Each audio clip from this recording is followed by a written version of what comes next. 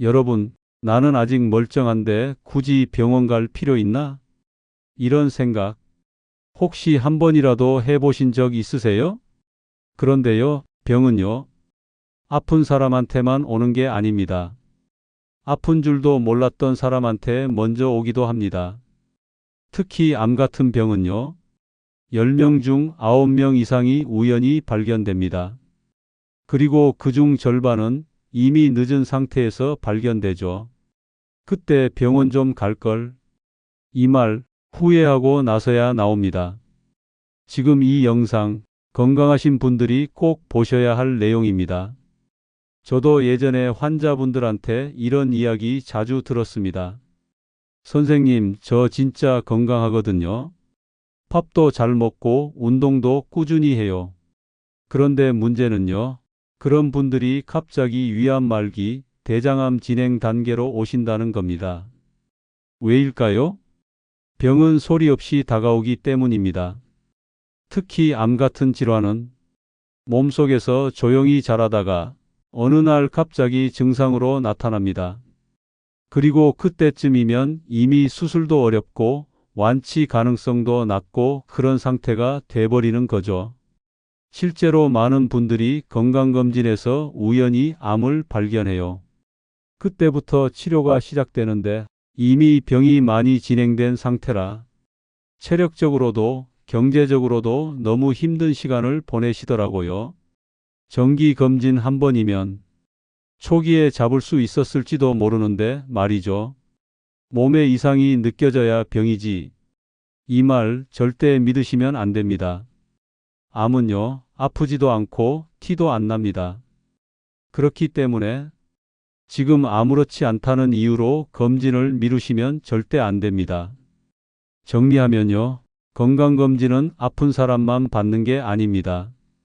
아무 증상 없을 때 받는 게 진짜 검진입니다. 지금 건강하신 분들이 꼭 챙기셔야 합니다.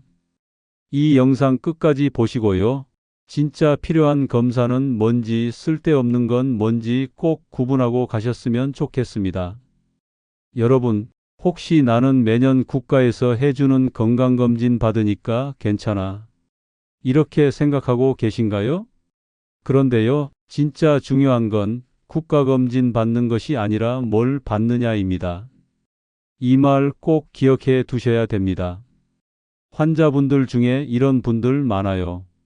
선생님, 저 작년에 대학병원 건강검진센터에서 200만 원짜리 패키지 했거든요. 근데 암이 나왔대요. 도대체 뭐가 문제였던 걸까요? 답은 간단합니다. 건강검진이 건강을 확인해 주는 게 아니기 때문이에요. 병이 있는지를 보는 거지 내 몸이 건강한지는 안 봐줍니다. 국가건강검진은 최소한만 검사합니다. 정해진 항목만 있고 그 외에는 거의 안 해요. 대표적으로 복부 초음파? 안 해줍니다. 갑상선 초음파? 그것도 없습니다. 대장 내시경? 잠열검사 양성 나와야 해줘요. 혈액검사? 기본 수치만 봐요. 기능 이상은 절대 못 잡습니다. 그런 문제가 뭐냐면요. 조기 발견이 어렵다는 겁니다. 이미 이상이 꽤 진행됐을 때에야 걸러집니다. 실제로요. 간 질환이 있는 분들도 6개월마다 서울 올라가서 간 전문 교수님께 건강검진 받는다고 자부하시는데요. 정작 갑상선 기능 검사, 복부 초음파 같은 기본 항목도 빠져 있는 경우가 너무 많습니다. 왜냐하면 국가검진 시스템은 병명이 있어야만 검사 항목이 붙기 때문입니다. 미리 보는 게 아니라 문제가 생겨야 보는 시스템이라는 거죠. 그러니까요. 국가에서 해주니까 괜찮다는 생각은 정말 위험한 착각입니다. 국가검진은 말 그대로 기본 중에 기본입니다. 거기서 아무 이상 없다고 해도 정말 괜찮다는 뜻은 아니라는 것 꼭 아셔야 돼요. 정리하면요. 국가검진은 최소한의 항목만 포함되어 있다. 기능 저하, 초기 이상, 미병 상태는 못 잡는다. 따라서 꼭 필요한 항목은 추가로 자비 부담해서라도 챙겨야 한다. 다음 챕터에서는 현직 의사들도 추천하지 않는 생돈 날리는 건강검진 항목들 하나하나 말씀드리겠습니다. 특히 펫 코트. 이거 많은 분들이 오해하십니다. 놓치지 마시고 꼭 이어서 보세요. 여러분, 첫 번째는 펫CT입니다. 펫CT라고 들어보셨나요?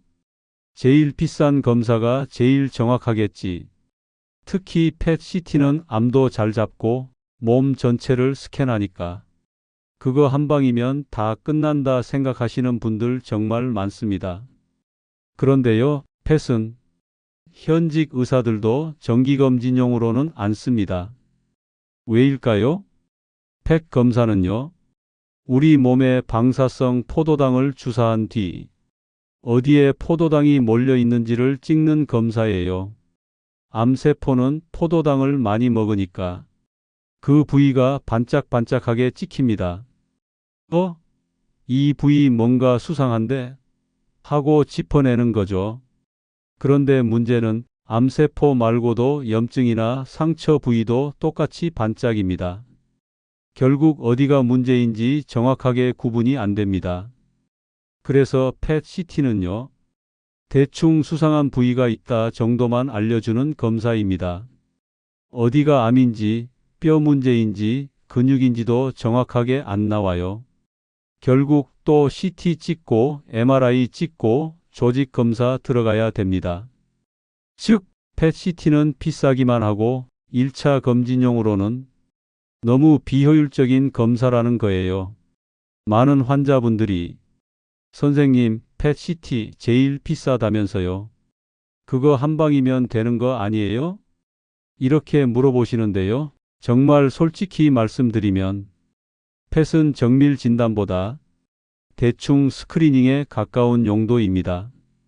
그리고 병원에서도요, 펫 찍고 나서도 결국 MRI, CT 다시 다 찍습니다. 그럼 이중으로 돈 들고 시간도 더 걸리죠. 그러니까요, 비싸니까 정확할 거다, 한 번에 끝낼 수 있다는 생각, 이게 가장 위험한 착각입니다. 특히 가족력 있다고 펫부터 찍는 분들 많은데요. 정작 병은 못 찾고 불안만 더 키우는 경우 너무 많습니다. 펫CT는 정기검진용으로는 비추천입니다. 정확도 낮고 위치 구분도 불명확합니다. 불필요하게 비싼 검사비만 낭비될 수 있습니다. 검진은요, 한 방에 끝내는 것보다 필요한 걸 정확하게 나눠서 보는 것이 훨씬 중요합니다. 다음 챕터에서는 많은 분들이 머리가 띵해서 허리가 당겨서 받는 MRI, CT 검사가 왜 또 생돈이 될 수 있는지 알려드릴게요. 여러분, 두 번째는 MRI, CT입니다. 요즘은 병원만 가면 CT 한번 찍어볼까요? 조금만 어지러워도 MRI는 언제 찍었어요? 이런 얘기 참 흔하죠? 그런데요, CT나 MRI 그냥 찍는다고 해서 병이 잡히는 건 아닙니다. 특히 아무 증상 없이 혹시 모르니까 찍자는 식의 검진은 현직 의사들 사이에선 사실상 비효율의 끝판왕으로 불립니다.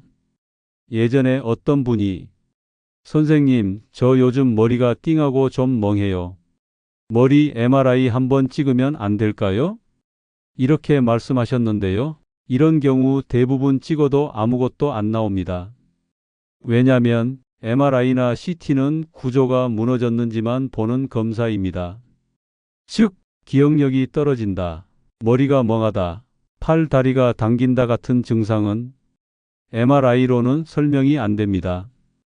MRI는요, 뇌출혈, 뇌종양, 뼈 이상처럼 형태가 확실히 망가진 상태에서만 유의미합니다.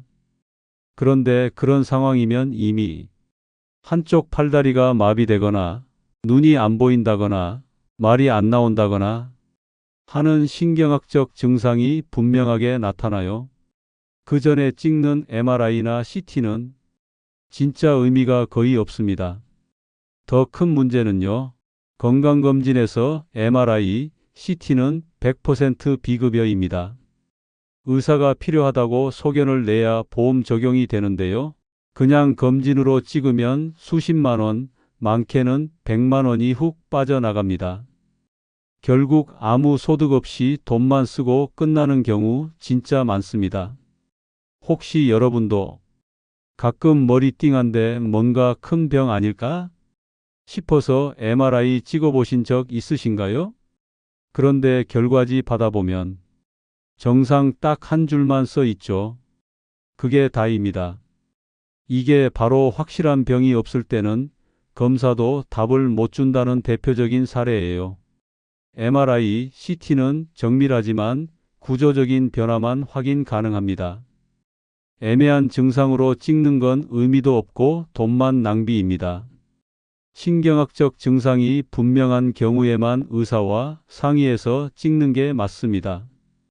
다음 챕터에서는요, 겉으로는 가장 무난해 보이지만 사실상 정상 심장이라면 아무 의미 없는 검사인 심장 초음파 이야기를 들려드리겠습니다. 세 번째는 심장 초음파입니다. 요즘은 그냥 심장도 한번 봐야 하지 않겠어요? 심장이 쿵쾅거릴 때가 좀 있어서 불안해서요. 이렇게 말씀하시면서 심장 초음파를 받으러 오시는 분들 정말 많습니다. 그런데요, 심장에 아무런 증상도 없는 분이 정기검진으로 초음파를 받는 건 거의 의미가 없습니다. 왜일까요? 심장 초음파는요, 심장의 수축력, 판막의 기능, 혈류 흐름 등을 보는 검사입니다. 즉, 부정맥이 자주 느껴지거나 가슴 두근거림이 심하거나 숨이 자주 차는 등 심장 기능에 의심 증상이 있을 때 하는 게 맞습니다. 평소에 아무런 증상도 없고 운동도 무난히 잘 하시고 심장이 뛰는 걸 느낄 일도 없는 분이 혹시 모르니까 받는 심장 초음파는요, 그냥 비싼 검진입니다. 그나마도 대부분 정상이라는 결과만 받게 되죠. 이건 건강을 확인하는 게 아니라 돈 주고 안심을 사는 셈입니다. 심장 초음파는 보통 20만 원 이상이 들고 정밀 검사로 넘어가면 50만 원 이상도 나옵니다. 문제는 증상이 없으면 보험 적용도 안 되고 대부분 정상으로 끝난다는 것. 게다가 정상이라도 앞으로 문제가 생길 가능성까지는 전혀 예측 못합니다. 심장 초음파를 받고 나면 이제 나는 심장병 걱정 없어도 되겠지. 이렇게 생각하시는데요. 절대 그렇지 않습니다. 초음파는 지금 현재 구조가 멀쩡한지를 보는 거지 앞으로 문제가 생길지를 알려주는 검사가 아닙니다. 그러니까요, 괜히 걱정돼서 받는 심장 초음파는 생돈 낭비일 수 있습니다. 심장 질환 가족력이 있거나 고혈압, 고지혈증, 당뇨가 있는 분들이라면 검토해 볼 수 있지만 건강한 사람이 매년 정기적으로 받을 검사는 아니라는 것 꼭 기억해 주세요. 심장 초음파는 증상이 있는 사람에게만 의미 있는 검사입니다. 아무 증상 없이 받는 건 불안감 해소 이상의 의미는 없습니다. 고위험군이 아니라면 굳이 받을 필요 없습니다. 다음 챕터에서는 이 검사만큼은 꼭 받으셔야 합니다. 40대 이후라면 절대 놓치면 안 되는 필수 건강검진 항목들 알려드릴게요. 이제는 진짜 필요한 검사만 뽑아서 보실 차례입니다. 자, 이제 정말 중요한 이야기로 넘어갑니다. 지금까지 쓸데없는 검사 이야기 들으셨다면 이제부터는 이건 절대 놓치시면 안 됩니다 하는 검사들입니다. 특히 50대 이후라면요. 나는 멀쩡한데? 이 말이 가장 위험한 착각입니다. 1. 위내시경. 우리나라 사람들 맵고 짜고 야식에 술까지 자주 드시죠. 그래서 위염, 위궤양, 위암까지 위질환은 국민병 수준입니다. 위내시경은요, 위축성 위염, 장상피화생, 헬리코박터 같은 암으로 발전할 수 있는 전 단계를 잡아내는 유일한 방법입니다. 특히 35세 이후부터는 매년 받는 게 기본입니다. 한 해 건너뛰는 건요, 암이 자라는 시간을 그냥 내버려 두는 거랑 같습니다. 2. 대장 내시경. 우리나라 대장암 발생률 세계 1위입니다. 게다가 최근엔 30대, 40대 용종 환자도 점점 늘고 있어요. 국가검진에서 잠열검사로만 거르기엔 너무 늦습니다. 정확한 건 대장 내시경뿐입니다. 만 50세 이상은 최소 5년에 한 번, 용종 발견됐던 분은 2년마다 재검, 가족력 있거나 당뇨고 지혈증 있는 분은 1년 주기로 권장드립니다. 용종은요, 떼는 순간부터 암을 막는 겁니다. 시간 지나면 또 생기니까 주기적으로 반복하셔야 돼요. 3. 갑상선 초음파. 우리나라 사람들, 특히 여성은 갑상선 결절이 매우 흔합니다. 40대 이후 검사해 보면 5명 중 3명은 결절이 나올 정도예요. 문제는 이 결절이 대부분 양성이지만 극히 일부는 갑상선암으로 발전할 수 있다는 점입니다. 초음파는요, 아프지도 않고 방사선도 없고 가격도 비교적 저렴해요. 결절이 한 번이라도 나왔던 분이라면 해마다 꼭 추적 검사하셔야 됩니다. 4. 복부 초음파. 특히 비만하거나 당뇨지방간 있으신 분들, 복부 초음파는 무조건 하셔야 합니다. 복부 초음파 하나로 간암, 담낭암, 췌장암, 전조, 소견까지 확인 가능합니다. 무증상으로 자라는 암이 많은 부위라 정기적으로 한 번씩 보는 게 매우 중요합니다. 5. 전립선 초음파. 이건 남성분들께 추천드리는 검사입니다. 전립선 비대증은요, 50대에 50%, 60대에 60%, 70대에 70%가 겪는 대표적인 남성 질환입니다. 초기에는 그냥 소변 줄기가 약해지는 정도지만 방치하면 방광 기능이 망가지고 암으로도 발전할 수 있습니다. 1년에 한 번씩 전립선 초음파와 함께 PSA 수치 검사는 꼭 하셔야 돼요. 정리해 볼까요?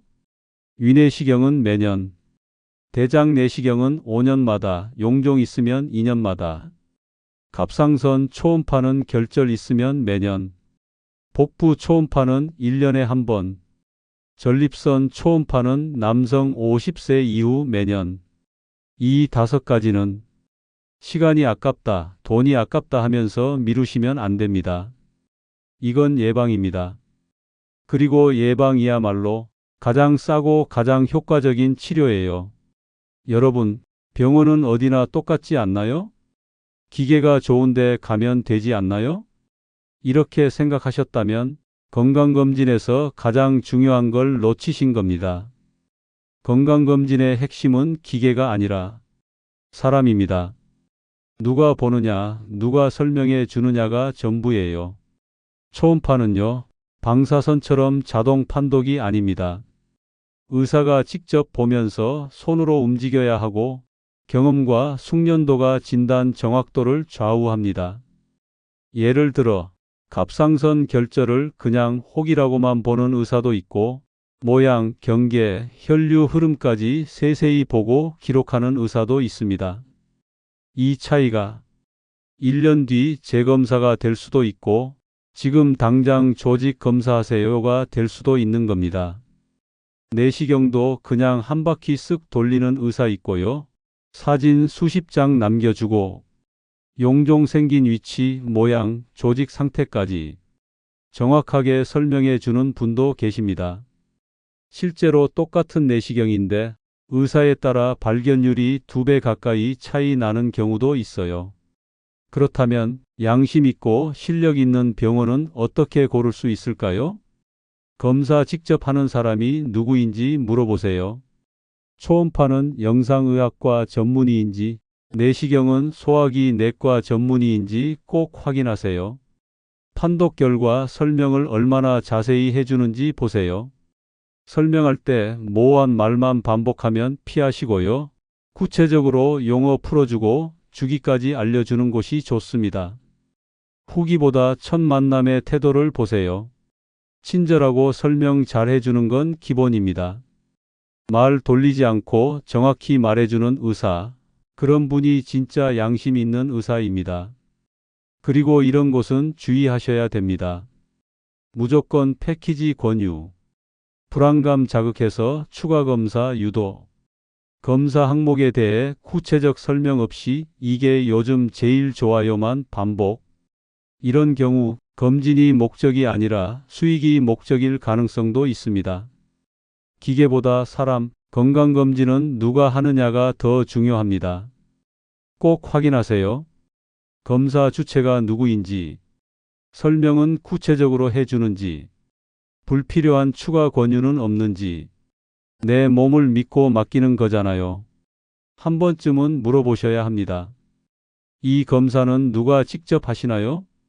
여러분, 지금까지 쭉 들으시면서 이런 생각 드셨을 겁니다.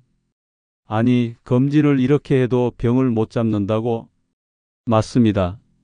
그게 지금 우리나라 건강검진 시스템이 가장 큰 맹점입니다. 건강검진이라고 돼 있잖아요? 그런데 실제로 하는 건 질병이 있는가 없는가를 확인하는 검사입니다. 다시 말해, 이미 구조적으로 망가졌는가만 확인하는 검사라는 거예요. 건강한 상태를 보려는 게 아닙니다.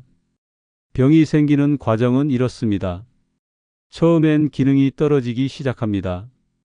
피곤하고 속이 더부룩하고 잠이 안 오고 뭔가 이상한데 병명은 없는 상태. 그 다음에야 구조가 망가지고 그제서야 검사에서 수치가 튀고 병명으로 잡힙니다. 지금의 건강검진은 2번, 3번만 잡아줍니다. 가장 중요한 1번, 미병 상태는 그냥 지나칩니다. 혈액 검사 결과에 보면 참고 수치 나오는 거 아시죠? 많은 분들이 그걸 정상 범위라고 착각하세요.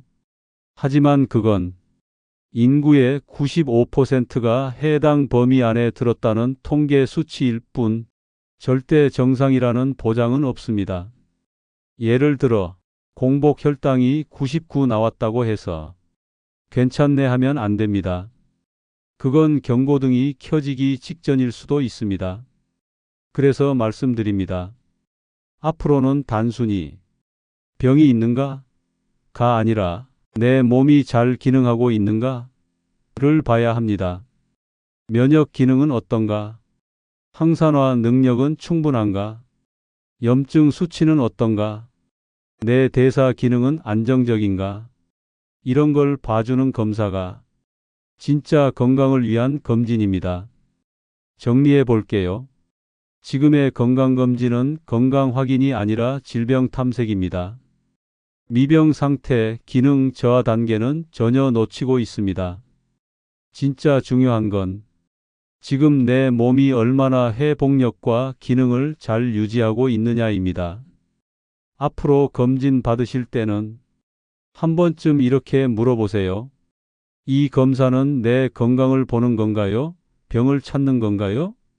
이 질문 하나가 앞으로 10년, 20년의 삶을 바꿀 수도 있습니다. 영상 끝까지 시청해 주셔서 감사합니다.